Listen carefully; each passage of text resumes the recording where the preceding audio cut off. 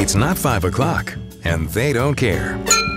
Welcome to Wine to 5. Entertainment, education, and everyday drinking for everyday people. Your hosts are Valerie Caruso and Stephanie Davis, two wine educators who don't need a clock to know when to pour that next glass. So we're going to wander off the beaten path today because here's the thing. This made a blip on our wino radar. And since we've already chatted about wine and music pairings, well, wine and art pairings are a thing that we couldn't ignore. Steph and I are excited today because we're sharing the mic not with just one guest, but two. In this episode, we are having a wine and art conversation with wine writer, educator, and prophet Jonathan Cristaldi and Eileen Fabunan, the Rhone Valley Wines Trade Marketing Manager. Hi, guys. Hi, good to be here. Hey. It's great to be here. Thanks for having us. Welcome. Well, Eileen, we're going to put you on the spot first, so please tell us a little bit about yourself and then give us an overview of the Rhone. Sure. Thank you so much for having us, for having me. So happy to be here back in Los Angeles, where I'm originally from, but I had the great privilege of living and working in France, living in the Rhone Valley in the northern Rhone, and that was over a decade or so ago, but I do go back every year, visit the winemakers, visit the region. I'm based in Washington, D.C., and I do marketing promotions, on-off trade promotions on behalf of the region, and that includes all of the appellations of the Rhone Valley. Inter-Rhone is amazing professional trade association that brings together the appellations of the north and the south and our additional cousins of Cristaldi and Ventoux. But we're really excited this year to celebrate the 80th anniversary of the Côtes du Rhône appellation, and it's 80 years only of the declaration and the laws, but as you know, it is a beautiful ancient wine growing area that I've fallen in love with and continue to learn about, even working for the region 10 years later. You can spend a lifetime drinking, learning, breathing all about Rhone. So the Rhone Valley, in the beginning, it originated from this beautiful upheaval of an epic geological clash. And it's unique in the world because nowhere in the world will you find the Rhone River that comes from the glacier in Switzerland and twists and turns all the way down to the Mediterranean and has created a valley in between the Alps and the Massif Central, which is a huge landmass. It takes up about 20% of France's surface area. And what's important to note with that landmass, and kind of easier to go to and think about in the soil types for the Rhone and wine enthusiasts out there, is when you think, okay, the Rhone Valley was created by this Massif Central in the north. So that tells me, what was that landmass made of? It was made of a ton of volcanic activity 300 or so million years ago. So that's why in the northern Rhone, we have soils that are made up of granite that happen to grow an indigenous grape from the Rhone, Syrah. And the southern Rhone, because the region, when we talk about the Rhone, is essentially divided into northern and south, is a vast, beautiful valley that when the Alps pushed up 60 million years ago, is much more diverse in its soil type. It was flooded by the Mediterranean, and when that basin became to be what it is now, you can find a ton of limestone. And so when you think about the Rhone from the soil and terroir perspective, that's a way to kind of deduce that. Northern Rhone, granite-based soils with Syrah. Southern Rhone, vast clay, sand, also granite, but limestone landscape, where Grenache is the king. So Grenache is the king of the south, Syrah is the king of the north. That's a great way to think about it and a great way to distinguish it. And you've done that in just a few minutes, which is fantastic. And I think something else that I've always studied was that when it comes to the northern Rhone, is it true that you have more or less single varietal wines as kind of the specialty versus the southern Rhone? Blends are more prominent? Absolutely. That's a great point. Single varietal in its reds, because Syrah is the only red grape variety under appellation standards. So it's if it is a Côtes du Rhône Cru, such as Côte Rôtie or Clos Hermitage, Saint-Joseph, and it's red, and it has those names on it, it will be 100% Syrah. Usually, they do. You know, the wine folks out there are nodding. Wait a second. What about Viognier, Marsanne, and Roussanne? Right. Those white varietals are absolutely allowed. In practice, a lot of the younger and newer generation are focusing on Syrah itself and how it expresses itself in different appellations. And in the white varietals, Viognier is also indigenous, native to the Northern Rhone, and we also have Marsanne and Roussanne and beautiful appellations such as Clos Hermitage, Saint-Joseph. The Viognier comes from Condrieu, because as we know in Europe, and especially in France, place is so important. We emphasize place in these beautiful appellations because then you can deduce a lot of information from that and not just kind of zero in on a varietal or a terroir. It encompasses all of that. And I think that's great to mention, because when we do talk about art, the more that we know, the more we can appreciate it. It's not to say that you can't appreciate art or wine without knowing that background, but it does give a little bit more depth to it, and maybe some stories and appreciation in your wine journey. I agree. Eileen, you set the stage. You set the stage so beautifully for the rest of this conversation. I'm so impressed with how you did that. So that brings us to Jonathan, who you're now in the hot seat because you are the experience creator extraordinaire. We stalked you. How do you frame the messaging, particularly where the Rhone region is concerned, and with that work in the wine and the art? Can you set that stage for us? Sure. The Rhone Valley is full of incredibly creative winemakers and incredibly creative minds. I think that if there's one region that does events, tasting events that really sort of set a high bar, it's definitely Côtes du Rhône. And the idea is to always create an experience that is both, serves two purposes, right? If you're in the trade and you're coming to a tasting event, you're looking for discovery wines. You're looking for new and exciting wines to carry on or off premise. But if you come to an event and you also happen to get sort of seduced by the creative activities of the event, it leaves, I think, a better impression, and so that's a big part of these events that Côtes du Rhône puts on. And this particular event that we're here in Los Angeles for, which was at an amazing restaurant called Hinoki and the Bird, was a fusion of a London-based artist, a guy by the name of Joe Cruz, who creates these really beautiful expressions of known work. So you might recognize people or recognize a scene in his artwork, but then he uses chalk and different methods of bringing these images to life in a different way. And he's very good at this. And we thought this would be a really exciting way to get people thinking about art and wine. And why is that? Well, because if you think about one of the main characteristics of wine, something called minerality, something that we talk about a lot. It's a little esoteric. It's a little hard for people to wrap their heads around. If you think of like chalk is a mineral. It's something you can feel. It comes off.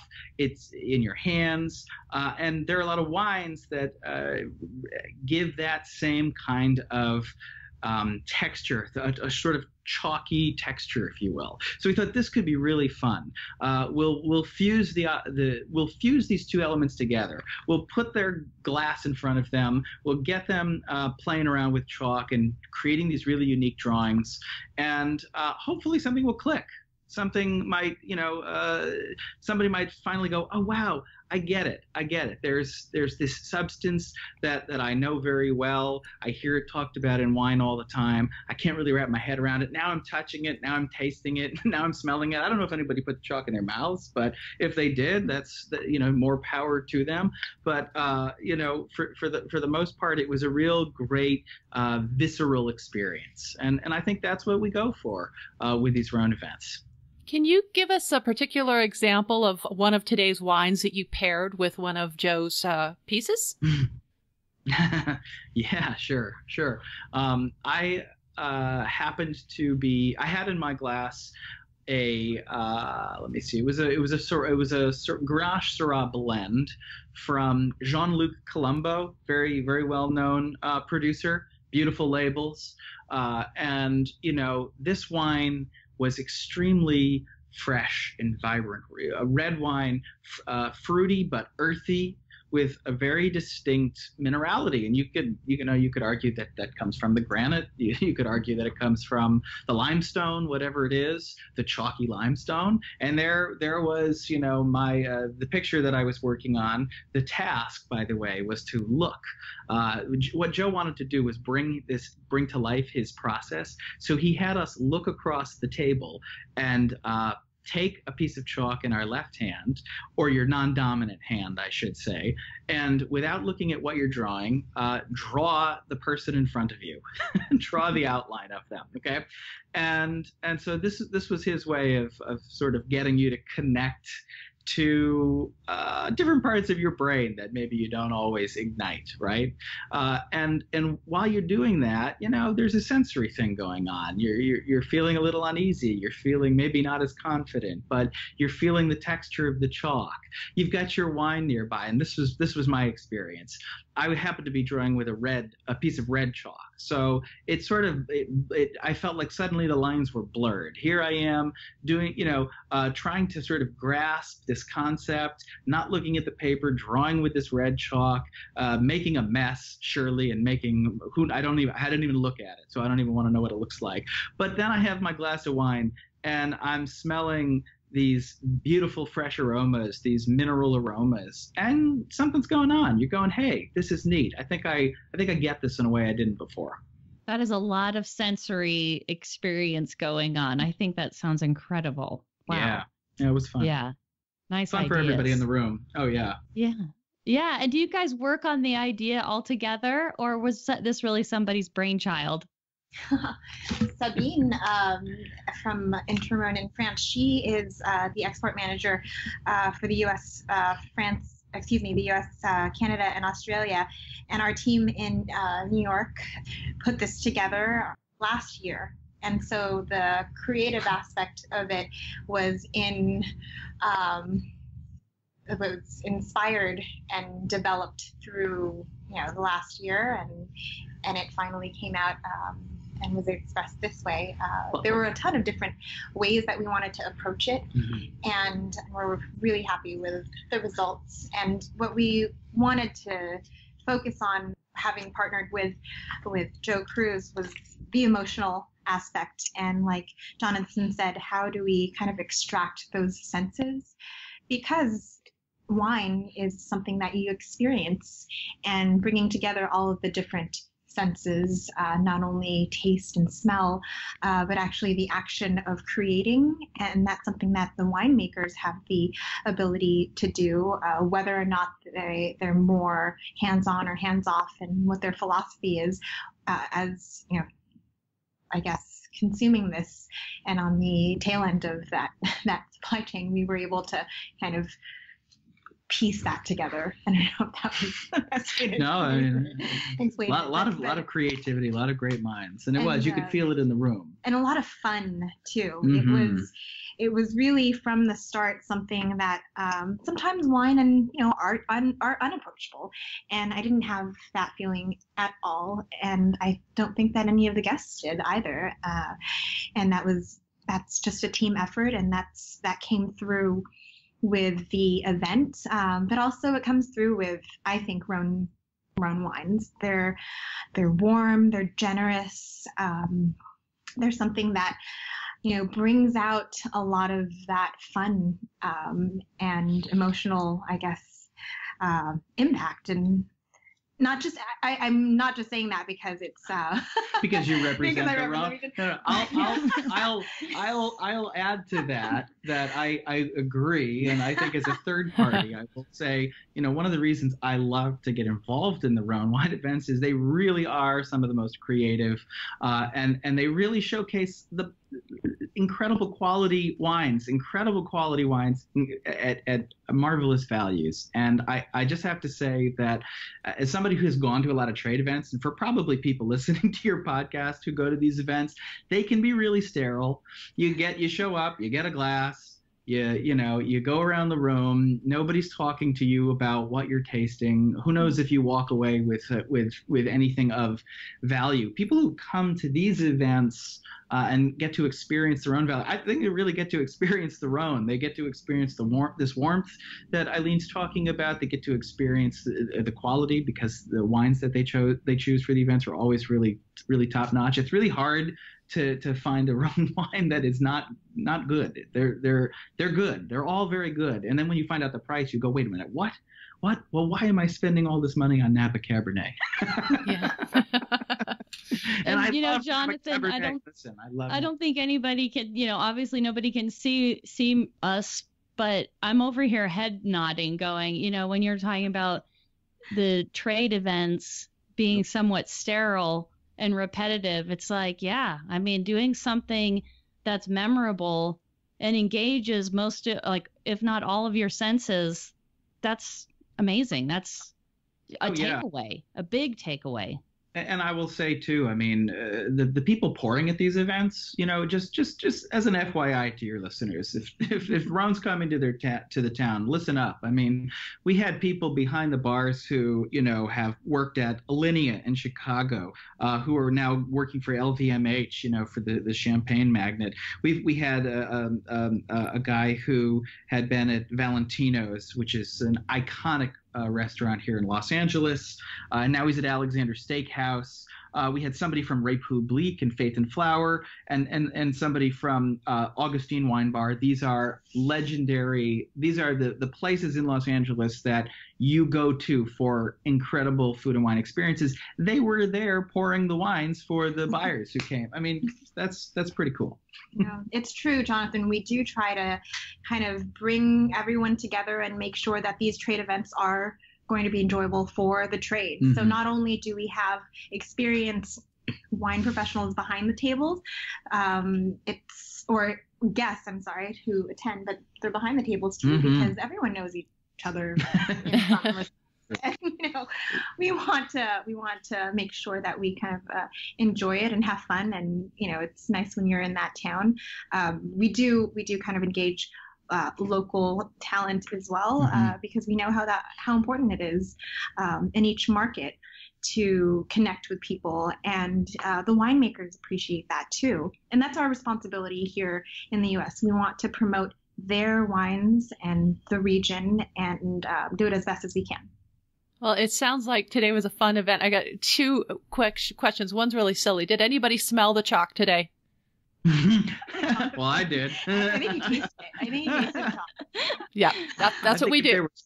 And if it was unintentional, they did. They had it all over their hands. It was very colorful. The whole place was extremely colorful. That's funny, because I know wine geeks. We smell dirt. We put it in our mouths. We smell everything, and that's what we're taught to do. So I can imagine that somebody at least put that chalk to their nose just to get into the moment.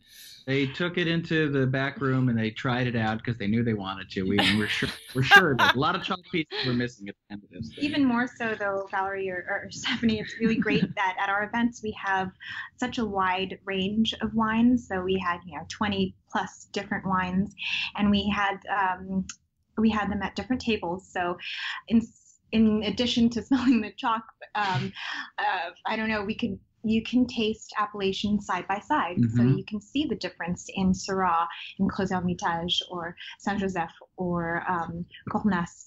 And you can see what a Grenache blend from Vinsauvre or Queyran, our newly minted appellation. That was really exciting. Yeah, I just want to say, so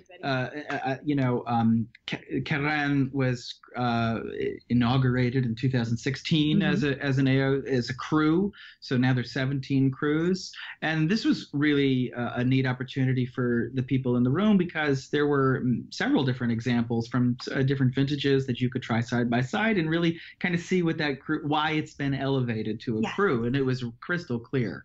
And that's the point. You can come to this to sort of go, okay, we heard about this Cru elevation. Now we're here. Now we get to try these wines and see what they're really like, and they shine. So absolutely, I think so too. And to that point, it's a great illustration of really the simple hierarchy of the Rhone Valley and Côtes du Rhône region, because Côtes du Rhône and Côtes du Rhône village do make up 60% of the production. But it's meant to be kind of an elastic system where these villages can, and a lot of them do and are, trying to be their own Cru. And that just shows the evolution, not only from the couple thousand years of their experience before, but the evolution of where they're going in the future. They're constantly trying to improve and improving. And it's a hard process, because it's not just one winery, but it's all of your neighbors' winery in this village that have to prove year after year that they're making these high quality wine. And we're only talking appellation AOC wines here. So that already is very high quality in at least the French and European standards. So it's great to see that, Queyran went through the Côtes du Rhône village, named village, and now a Cru, because you can be demoted. You got to keep the quality up. Which is great for us too. People who drink good wine, if you see those names, if you see a Queyran or a Vacqueyras, you already have that guaranteed quality, and also meaning behind it in terms of the terroir, what that is. Yes, I know that it's a Grenache blend from the Southern Rhone, but what else does that mean? We can taste and see and understand, and that's the fun part too. You can discover so much more and go deeper into your wine studies and passion and journey, and see what a Queyran versus a Ségoulet, or all the other villages, what they have to offer, because they are so different and diverse.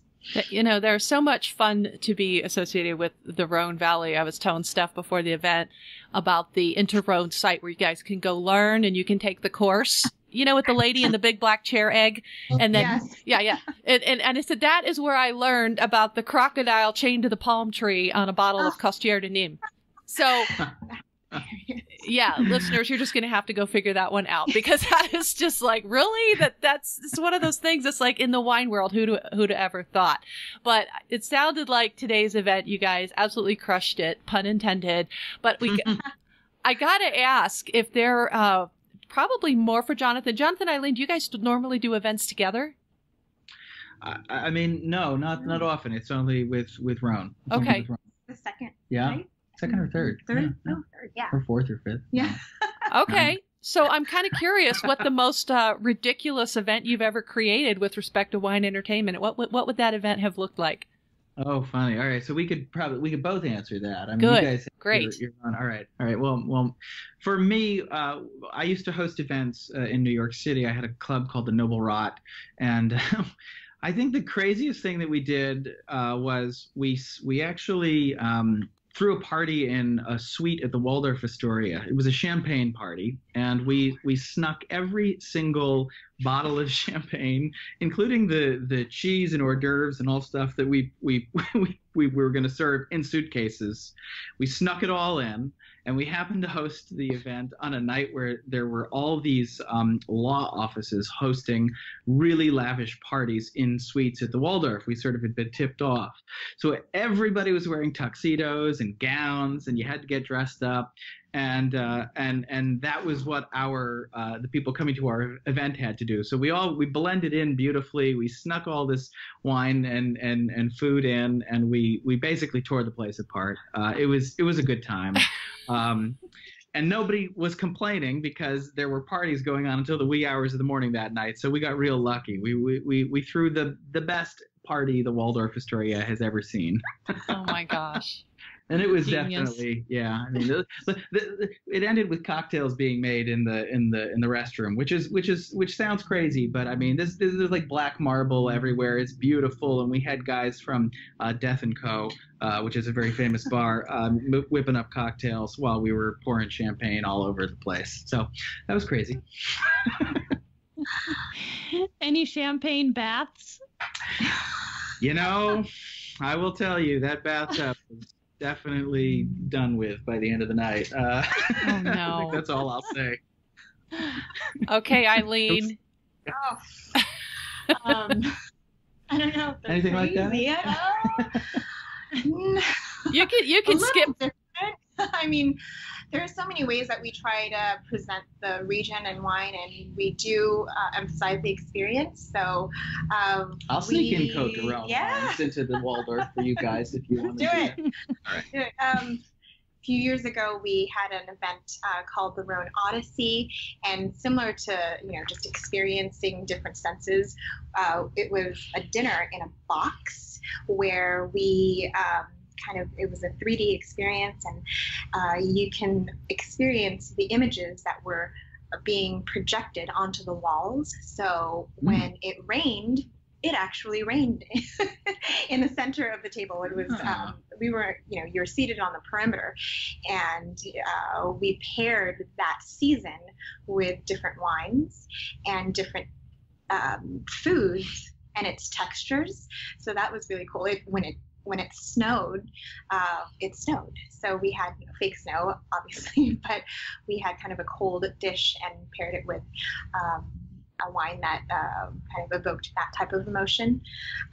Other experiences we've done, we brought something called the Rhone Valley Festivals to the U.S. a couple years ago, and the Rhone region has so much rich heritage, of course, in the last couple thousand years, with wine, but also with art and theater and opera and jazz and music, and literally all around France, but specifically in the Rhone, you have these amazing venues like the Pope's Palace or these amphitheaters that, because it was impacted by the Romans, still are standing today and are used today. And so you can watch a dramatic opera, that in this stadium that was built by the Romans 2,000 years ago, and you can drink these wines that the Greeks and Romans brought over that time ago. Thankfully, they don't taste the same. The quality is way better. That's up and up since Greek and Roman times. But the Palais du Pape, these organizations, I would say, really breathed new life into the wine industry, which today is the number one economic activity in the Rhone Valley. So we try to bring those experiences and kind of translate it. But besides going to the Rhone, at least you can drink the Rhone wines here and experience it. But if you have a chance, you have to go to the Rhone. Mm-hmm. Mm-hmm. Yeah, Val, you've been to the Rhone, right? No, I've not. I was in Languedoc-Roussillon, hanging out there for a month. Yeah, I never did get to see the Rhone. I know it's one of those things. It's one of those river cruise things that I definitely want to get to, and it's probably, I would say, one of my go-to regions as well. It's funny because my whole basement is, when I was studying for the diploma, my basement is laid out all the Cruz.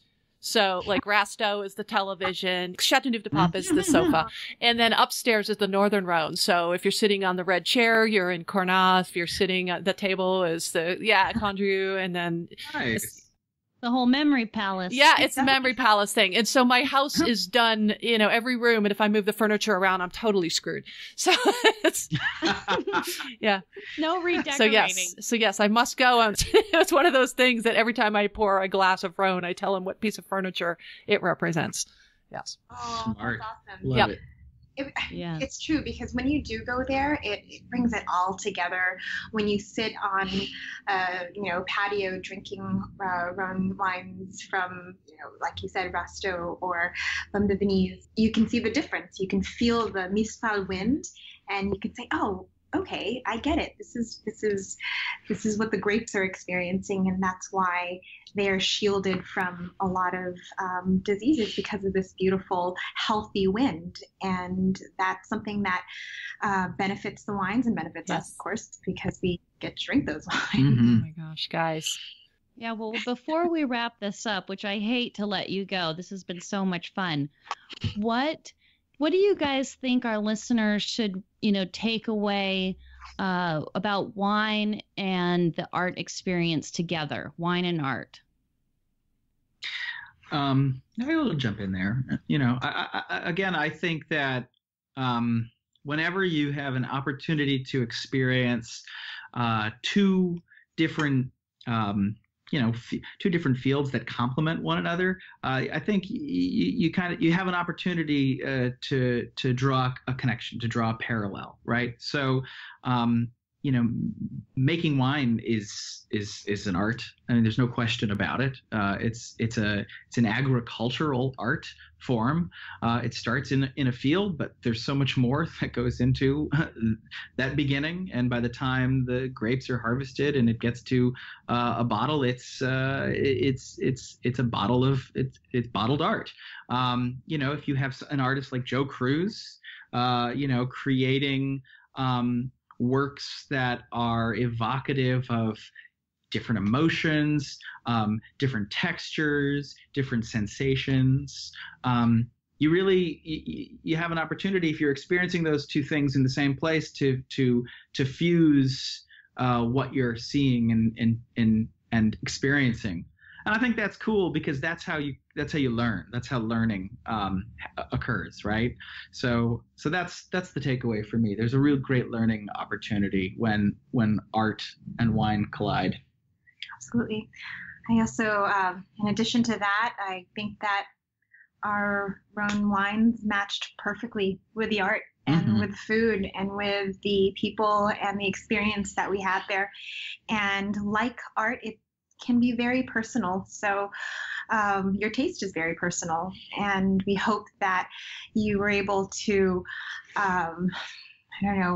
remember that more than any kind of the stats that we talk about, or things that we learn about and all those facts, but really taste and experience it for yourself, and then share those stories and share what you got out of it with others in a beautiful experience, so that it brought out an emotional experience. It's pleasurable. It's just like sheer pleasure. And everybody, by the way, in the room was just like, this is amazing. Why can this just go on and on and on? Yeah, and it was very approachable too. It was really casual and fun, and it wasn't, it's not the art that's unattainable.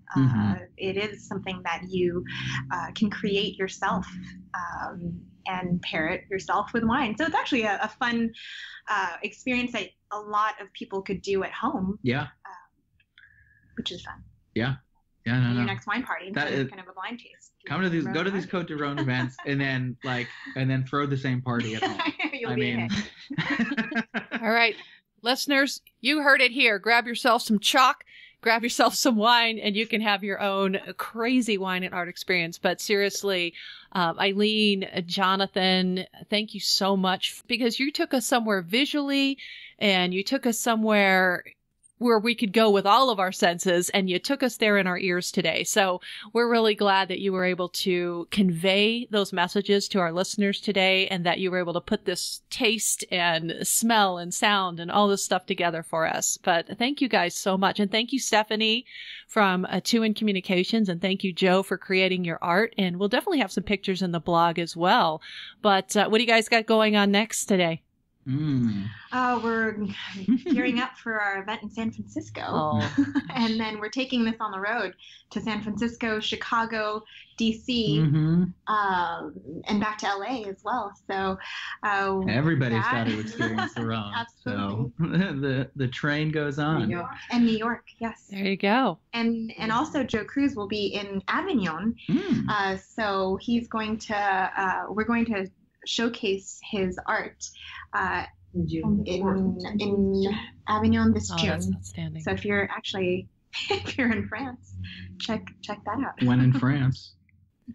Well, thank you guys so much for joining us here. Thank you, guys. Thank you. Thank you. It was a pleasure. A lot of fun.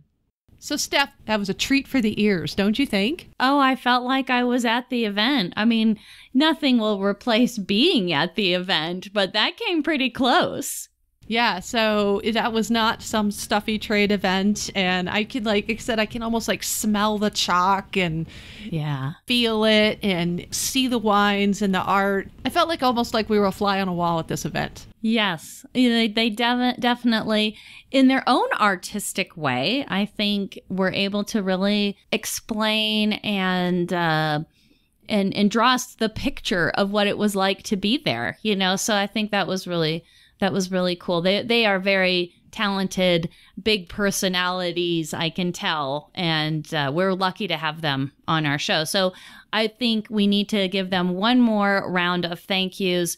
Jonathan Cristaldi, Eileen Fabunan, Stephanie Teuwen from Teuwen Communications, and then, of course, Rhone Wines, RhoneWines.com. We are going to have all these links for everybody also in the blog. And we'll also link up Joe Cruz, the artist, as well, because he played a big role. And as you heard, they're going to be going on tour. So bravi to all of you for putting together such an amazing way to bring the wine experience, not just to the trade, but also to our listeners and being generous with your time. And who else is generous? Our patrons. Our patrons are generous. Yes. And we love that, again, you listen, you click play, and that you understand what we do here and that you support it.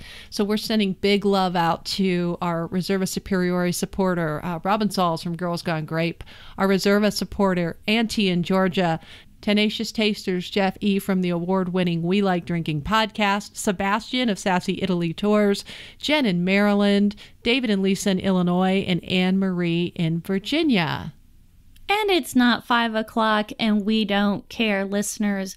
Meg in South Dakota, Clay in Arizona, John, Andrew, and Azwani in California, Chantel in Ontario, Canada, Mary Lou in Pennsylvania, Kathy in Georgia, Chris, Janet, and Diane in our state of Colorado, Steve and Renee in Illinois, Kathy in Tennessee, Ashley in North Carolina, and Sean in Ohio.